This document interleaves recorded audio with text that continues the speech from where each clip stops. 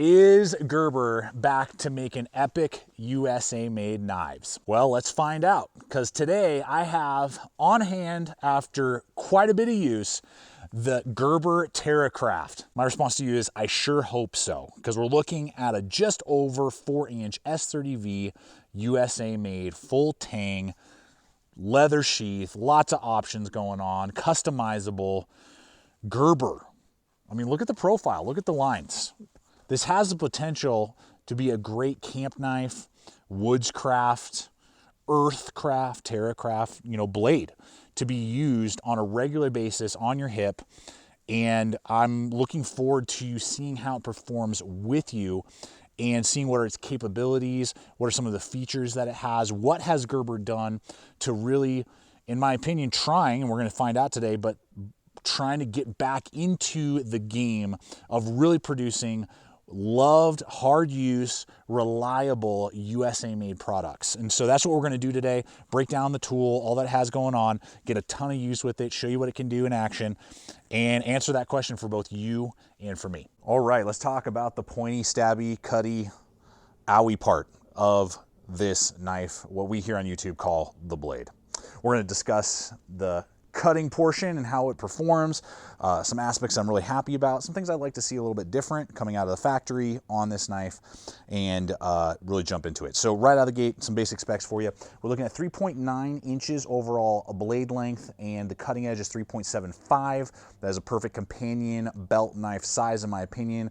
Definitely big enough to do a lot of tasks, but not overly so big and heavy that you're not going to ever carry it or use it. The thickness is going to be a robust 0.16 or 5/32 of an inch thick, basically keeping that all the way down to the tip here and then tapering down. And that's a pretty fat, robust tip, which I was happy about when I was doing my stabbing test, just to making sure that, it would hold up to stabbing and piercing. It's not going to be a failure point for general use and piercing if that's something that you need the knife to do.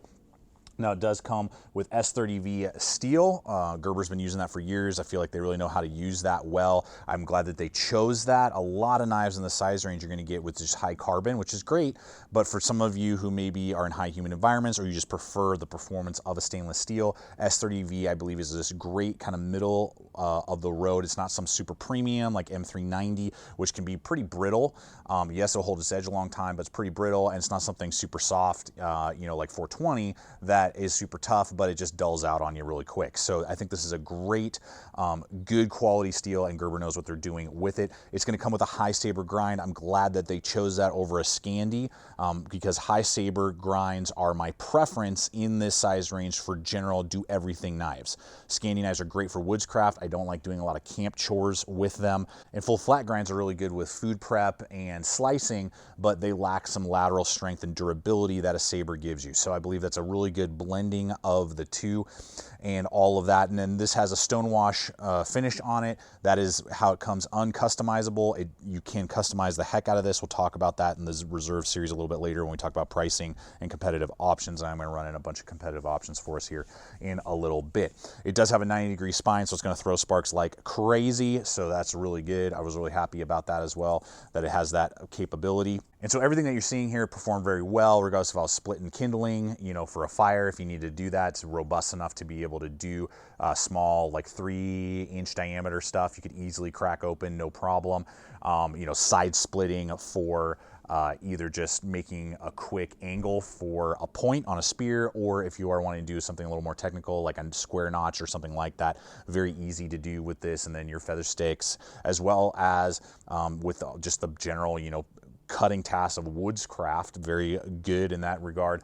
And then it did do well with food prep, considering that it does come with that saber grind. So there is one aspect from the factory that I'm not super pumped about, and it's the exact same issue that I had with the Gerber MOOSEJAW that comes from the US factory with S30V as well, and it's the edge geometry, the secondary little edge right here where the actual, like the knife is cutting the material, is too wide for my taste from the factory.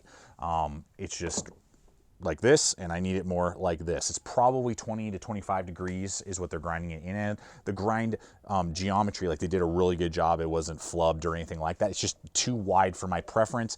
And compared to a lot of other knives that I get when I open them out of the box, I always test them with factory edges to see, because my belief is every knife should be able to cut very well from the factory. Otherwise, why am I buying this knife? If I have to tune this up and put a whole new edge on it, and that's something I don't like. Now, everything you saw in the video was factory edge. I have not tuned it up as of yet. I will be putting my own edge on it. And because I prefer it more like 17 to 15 degrees in these size of knives on each side, that's my preference. But everything you saw was good. So, I mean, it performed. Really, the only place where I saw it really get bogged down was at the hemp rope. I really had to put effort and do like 3 strokes before I finally got through that. Lots of other brands from the factory will easily be able to go through that without me having to re-profile the edge. So it was absolutely doable. I noticed it also with the feather sticks, just having to put more pressure and having to kind of do it in a way that I don't prefer. And if it just had a little bit of a steeper grind angle, it would be phenomenal. So it's by no means a deal killer or a problem. It's easily fixed, but it's just something that I'm noticing now that Gerber tends to do wider edge geometry currently at the end of 2020 than my preferences, not only on their pocket knives, but in their reserve line, but also with this Terracraft. Now for the grippy holdy part, AKA the handle. That's the super technical term here. I don't know why I'm just in a goofy mood today. Hopefully you guys are enjoying it as much as I am. So what we're looking at on the handle portion, very large handle at 4.7 overall handle length. The maximum thickness right here around this center rivet is going to be 0.73. So nice and beefy there, tapering down near the neck. We'll talk about that here in just a moment, as I can give you just a full grip and kind of analyze all of it. Very kind of, you know, sci-fi a little bit in its transitions, its angles, all are radius very well though. There's no sharp points anywhere on the handle, even though at some points it does kind of look like that. It does have those red liners in there, but there's no sharpness or fatiguing points on the handle. So I was very happy about that. Those flow through tubes hold those G10 handles on there. Those handle scales in the full tang is super nice, by the way, that it does have that. Versus like an enclosed tang. A lot of knives in this size would have an enclosed tang, so it's robustness there for us. You can get it uncustomized with sage green currently and this gray. I will say there are almost no technical specs on this knife on the Gerber website. They need to change that. If I'm going to throw down this much money and I can customize it, I want to know all the technical specs that I can, from weight to thickness of, you know, handles to all sorts of different stuff, and there's almost no technical data currently, so I hope Gerber updates some of that. And the overall weight with the sheath is 9.3 ounces and the knife itself is 6.8 ounces. All right, so here we are, large size hands, as you guys know, wearing large size gloves. When I grab that knife, have full grip right there. Plenty of real estate out the back. Feel really good in control and a hammer grip. Then I can do that pinch grip, and then I can do a chest lever grip. No hot spots in any of the 3 styles of grip. Everything has been radiused really well. No issues there. I didn't have any fatiguing. Now what I found was, because you have tapering near the neck, near that front rivet, what tends to happen when you're doing a really hard push cut is you feel all of your pressure and your leverage on your pinky and ring finger, and then tapering down into your thumb and forefinger. So what that means is that that's where you're going to feel your pressure. That's where it's going to feel really full, and then you're going to feel like there's less handle, because there is, near the front of the hand. Now, I did not experience any fatiguing. I just want to show you next to a more Gerber here. Even that tapers down. When I kind of line those up, you can see very similar thicknesses, and this is so thin up here. This is past the guard, so you're not going to even be concerned with that. So pretty similar thickness here, but for some people, they just don't like that tapering. For some people, it's a non-issue or even prefer that style tapering. I just want to give you all the data so you guys can decide. For me, there was a non-issue. I just noticed it. I'm like, oh, there's more pressure on my pinky and ring finger than there is up front. Some people don't mind that or prefer it. Some people don't. So I just want to give you that data point. But for me, as a woodscraft knife, wanting it to be in my hand for a very extended period of time, I could easily do that without any sort of fatiguing or exhaustion in my hand. All right, let's go ahead and camp out here on the sheath for a little bit, because there's a lot of pros. There's a few things I'd like to maybe see changed a little bit, and I want to throw you an idea for a custom option, give you some good ideas on that here as we go through the sheath. Okay, so what we got is USA made leather, really good, very slim profile. I really like that a lot. Pretty quiet, not going to fall out. that's all super good. We got here double stitching. It's fraying a little bit. I've seen that on many sheaths, so it's not too much of an issue for me. I'm just gonna burn that a little bit and just make sure that that doesn't start unraveling. Good lashing point here that you could run a piece of leather or paracord through, lash to your leg a little bit better. It got a little bit of a drainage hole right there. And then the belt loop itself back here is a very wide, high ride belt loop, but then they give you this secondary loop right here. Really like this feature, so that if you want to, you can throw a dangler. This is an LT Wright aftermarket dangler. I got about 30 bucks on Amazon. We'll have those in the links for you below, just so you can see that there. So you can do a more dangled option if that's something that you're into and you want to do. So that's a really cool feature, I think, and I wouldn't be surprised if in their custom store that this is a part of down the line, they maybe offer some sort of, you know, dangler feature. Now, one other aspect that I really like as well is this good solid button. It's holding on nice and strong, and when you snap that, you can pull and release the blade. And what they've done is kind of a twofold. This little rubberized piece right here, which is riveted on, not only acts as a blade protector against that leather, so when you pull, you're not cutting into leather, you're actually, if your blade does touch anything, it's cutting into this rubber. So that's really cool. It's going to give a longer longevity to the overall sheath, but that also, that little rubber piece kind of rests right around the guard right there, and that just gives it extra security so that that thing is not coming out. Finally, the leather is integrated with some polymer to not only give it some more structure, but just resilience. So, I mean, they really went to town, really thought through it. They didn't just slap some leather together and be like, hey, here you go, here's your sheath. I mean, they really put some effort into the leather option. Now, the one aspect that I think is a little bit of a miss is that even though I love how streamlined the sheath is, there's no fire steel loop attachment either offered or currently as an option in their custom store. And with the 90-degree spine, this being designed as a woodscraft knife, I think that that is kind of a necessity for many people. Now, some people will consider it more of like a utility hunting knife. They don't do fire steels, and they'll prefer to have this streamlined, you know, process, and I get that. So I think it would be awesome if down the line they put it in their custom store for no extra charge, because I think it should come with it standard, or at least as an option, that you can just have sewn in there a leather loop for your fire steel. I think that would be really good. Then you can buy your own custom fire steel. Again, they could even do that themselves. And for those who want that aspect in this design, they could do that. Now, there's only leather currently as an option. I am told down the line in 2021 they are going to offer a Bowlerin, I believe, polymer, you know, option that you can go with instead of the leather.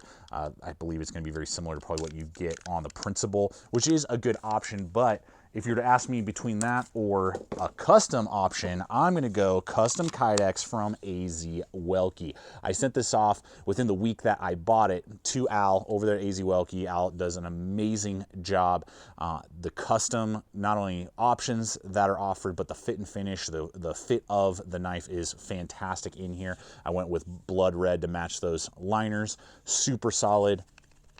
Almost no rattle, great thumb ramp, pulls right off, all kinds of different lashing options, and it's not going to break the bank. Usually the sheaths will go, depending on the mounting options, anywhere between like $45 to $65, sometimes a little bit more if you go with different, more exotic patterns on your Kydex, or with a lot of upgrade on the belt attachment. And we'll have links for you guys in the description below if you are interested in getting Kydex for your Terracraft or any of your other blades. They have lots of options, not only for total customability where you ship it in like what I did with this, or a lot of off the rack, you know, lots of well-known brands that you don't even have to send your knife in. You can just literally purchase it, add what you want with the belt attachments, and boom, you're ready to rock and roll, and you don't even have to send your knife off, which is really nice. All right, dude and dudettes, let's talk price. And I apologize if this has like 1,000 cuts in it.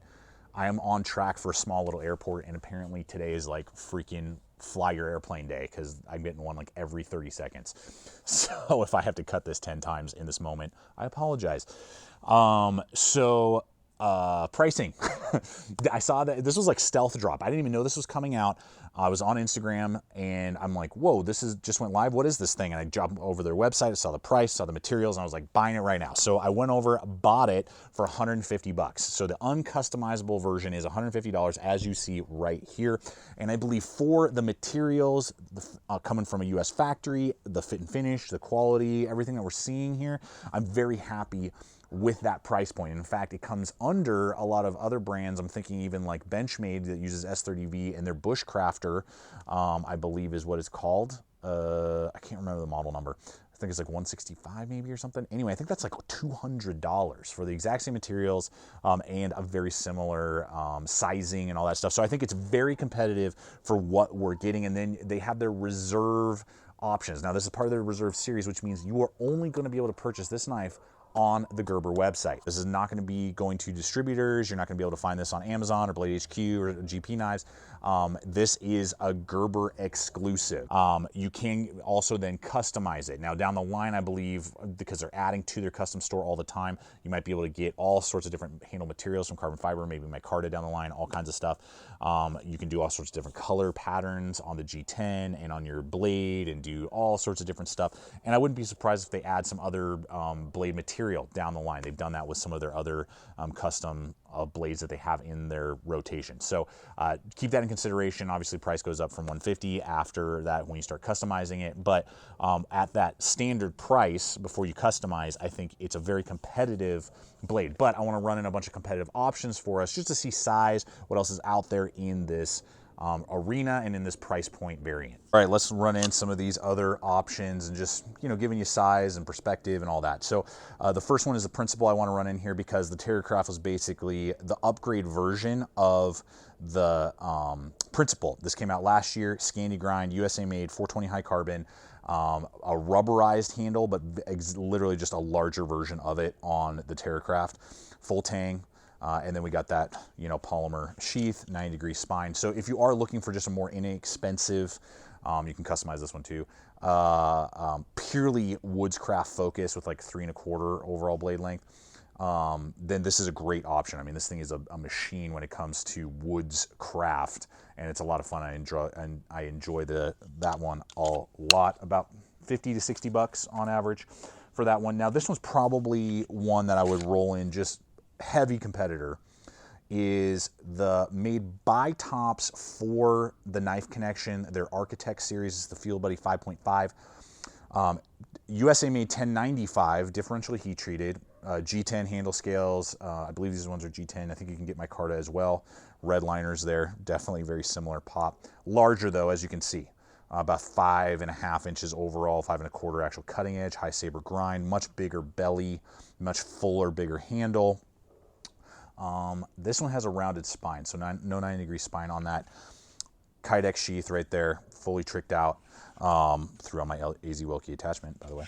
But I think like 165 for complete custom ability in the sense of, you know, like I can pick the different color combinations that I want on the handle scales. I can pick leather or Kydex, and it's very well done. So I just want to kind of show you that this is a great, you know, belt knife. It's almost pushing a survival knife option, but it is 1095 high carbon, where a lot of people may be looking for stainless steel. And then more, again, just for size perspective, since we talked about it earlier, the more Gerber full tang, but rubberized polymer enclosed, Scandi grind, Sandvik 14C28N, very good, but S30V is much better in my opinion. I would prefer that, 90-degree spine. Polymer sheath, about 80 bucks on average. So again, no custom ability, and you are gonna get obviously a better steel. And if you were to ask me for purely woodscraft, I kind of like Scandis a little bit more, but for one knife to do everything, I prefer the saber on the Gerber. The knife gods have spoken. In my opinion, guys, not being a knife god. I love knives, not a knife god. But has Gerber come back onto the scene hitting hard? I believe they have, with not only some of the other designs that we have seen this year, now the second knife in their reserve line that's, you know, from their factory, that's really hands-on, lots of customization, and really, in my opinion, looking for what does the community of knife users look for, and let's give them that with good materials and good designing. And I believe that they are doing that. I believe that as long as they continue down this route of making high quality materials, designs that are enough for me to literally go shell out day of, go buy it. Many of you already have, many of you are watching this video considering that. I hope that this video has answered those questions so you can decide, is this something worth pursuing or not? But I believe that what Gerber is producing on the US side of products particularly is really connecting with me in the last 2 to 3 years, and even more so, it's like speeding up. So I really hope that that continues and that we can start, you know, saying Gerber. I mean, it's a super well-known brand that can make really good US products. This design definitely connects with me. I want to hear from you guys though. Does it connect with you? Are you seeing value in it? Performance, pros, cons? I want to hear from you guys. I love the feedback and comments and just, you know, relationship that we have here at the channel. And I invite you guys to check out the other video. And if you haven't yet subscribed, become a subscriber here. We're throwing up content like this all the time. It's a great community that we have here. And finally, guys, until next time, always remember, stay equipped, stay prepared, and we'll see you out there.